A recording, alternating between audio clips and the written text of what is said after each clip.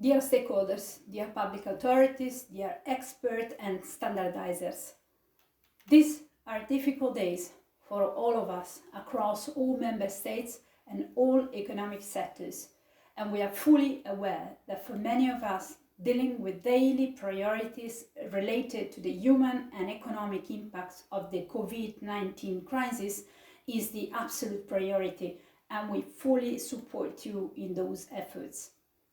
We decided, however, to send you this short video message to update you on the process of reviewing the Construction Products Regulation and invite you to contribute to it by sharing your feedback on the different options for revisions as identified by the Commission services.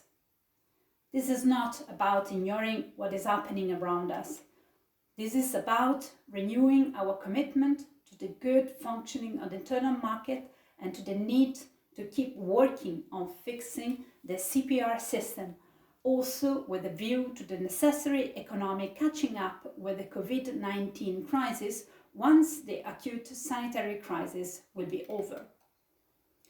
This is why we decided to continue the open and transparent dialogue that we always had with you, while informing you on the latest developments and asking you to keep contributing to our common reflection on the future of the CPR via a survey that you will find annexed to this message. There is no urgency, and this is why the survey will remain open at least until end of August, in order to allow as many stakeholders as possible to react without establishing any time pressure under the current extremely difficult circumstances. We will also launch a separate public consultation at a later date to allow stakeholders to contribute to the assessment of the potential impacts of these options. Now, let me give you a bit of background. Let me start by the evaluation of the CPR published along with the report on EOTA in October 19, which provides a full picture of the current state of the CPR system.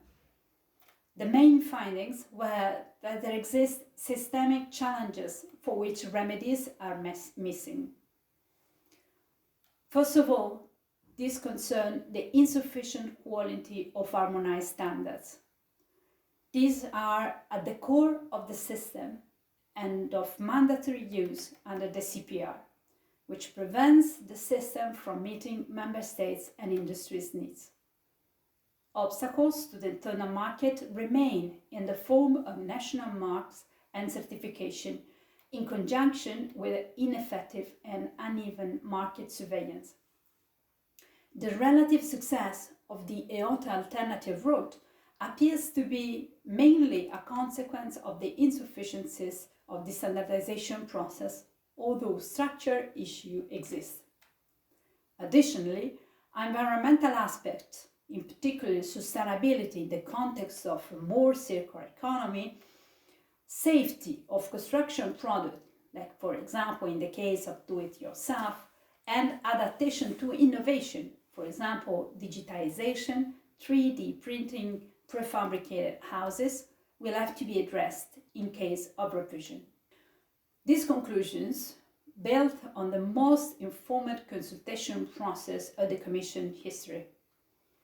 That started already in 2016 when we organized 5 thematic meetings with Member States representatives, business representatives, companies, technical bodies and testing bodies. We also launched in July 2017 external study and additional various Commission reports, studies, survey are already available or launched during the same period, including a specific supporting study for the evaluation of the tasks of EOTA. Consultation under the study, interviews, online survey, company phone survey, and public consultation. Yes, the CPR is very specific regulation. In fact, it doesn't follow the common new approach to technical harmonization applicable to most of the internal market legislation. This is due to the nature of such intermediate products and the fact that construction works are a competence of the member states. The CPR sets harmonized rules on how to assess and express the performance in relation to their essential characteristics, for example, reaction to fire, thermal conductivity, or sound insulation. It provides harmonized rules on the CE marking of these products. Under the CPR, the use of harmonized standards is mandatory, which makes them critical for the system in terms of availability and quality. Another specific feature is the meaning of the CE marking under the CPR, which focus on the assessment of performance instead of product conformity. These are all reasons for specific challenges. In fact, imposing additional requirements on construction products covered by harmonized standards for their effective access to the market and their use on national territory is contrary to the CPR. The standardization deadlock and the exhaustiveness of the harmonization under the CPR therefore affect the internal coherence of the whole system. Given this and the obligation incumbent on the Commission services due to the James Elliott ruling, we are not in the position to bring the system afloat again under the current CPR. This has been clearly communicated to Member States and stakeholders. And as a consequence, there is a regulatory loophole. Legitimate regulatory needs of Member States are not met by the CPR. Therefore, investing into a revised CPR and its future acquis is the best we can all do. In order to address the current malfunctioning standardization process that affects the effectiveness of the CPR, discussions have been initiated with the Member States in a first step to manage the CPR acquis, where CPR has to be understood as the legal provisions adopted under the CPR, for example, harmonized standards.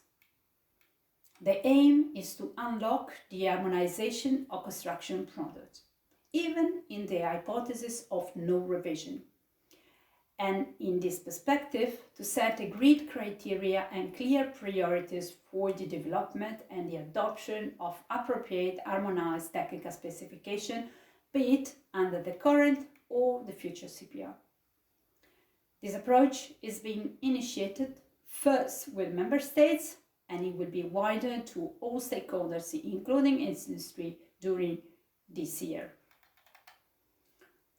The political decision about the revision will have to be taken by the College, and any new proposal should cover all the issues detected by the evaluation and provide appropriate remedies at the lowest possible cost for stakeholders, in particular SMEs. Considering the complexity and the deepness of the issues to be addressed, there is a need for a thorough consultation process, as solutions must be informally tested with Member States and economic operators before being integrated in the Commission proposal.